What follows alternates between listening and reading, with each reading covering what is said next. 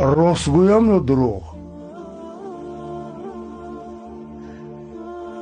кадом нависандаи тоҷик дар солҳои охир дар миқёси ҷаҳон унвони доктор наву гирифтааст? ҳеҷ кас ба ғайр аз Ҳошим Гадов. ман нағз намебинам, дурӯғ гуфтам. гапи рост гӯям, шумо ба намефорад. гапи рост ҳеҷ кас ба намефорад. дурӯғ нагуфтанам ина қаҳрамонист. дурӯғ нагуфтан Ҳошим Гадов мебини қаҳрамонист.